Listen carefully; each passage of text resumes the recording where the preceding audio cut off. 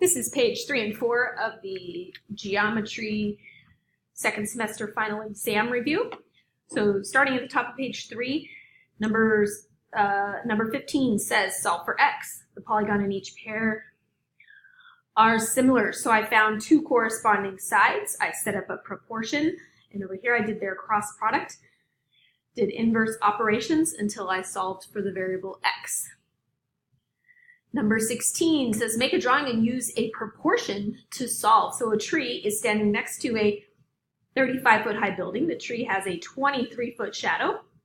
So I drew a tree, I drew its shadow, labeled it 23, while the building has a 28-foot shadow, labeled the shadow 28.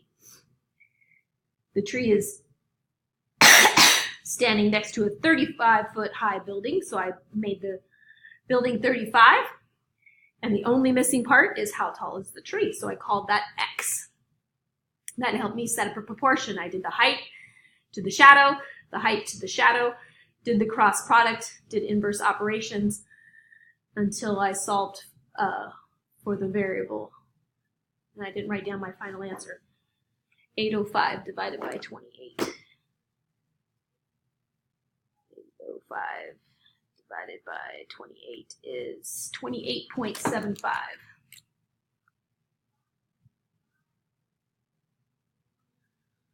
There we go. All right, numbers 17 and 18 says state if the triangles in each pair are similar. If so, state how you know they are similar. So number 17 has a pair of vertical angles. I marked them congruent.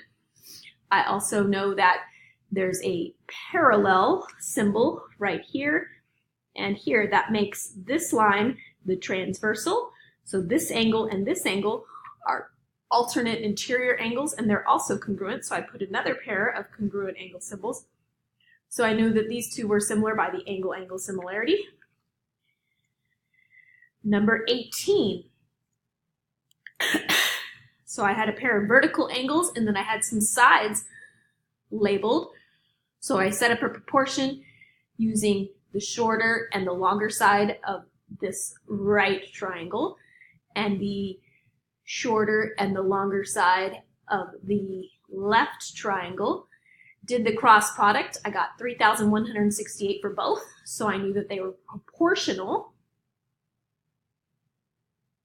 That means that I can call these two triangles similar by side angle side similarity. Number 19, we want to solve. So I split this into two. I made the numerator and the denominator on the left side, the numerator and the denominator on the right side, did my cross product, and solved for the missing variable.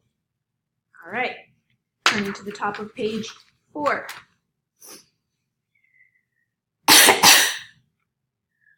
So number 20 and 21 says use your calculator to find the value for each trigonometric ratio to the nearest 10,000ths. When you're taking the final, make sure your calculator is in degree mode. If you're finding a side, you use regular trig, and if you're finding an angle, you use inverse trig, which means on this calculator you have to hit the second button first. Some calculators it says shift or an up arrow even sometimes. All right, 22 through 24. Find the value of each trigonometric ratio. Remember to reduce the fractions. So read the directions carefully. If it tells you to reduce the fraction, that means don't change it to a decimal, leave it as a fraction and reduce it. So tangent is opposite over adjacent.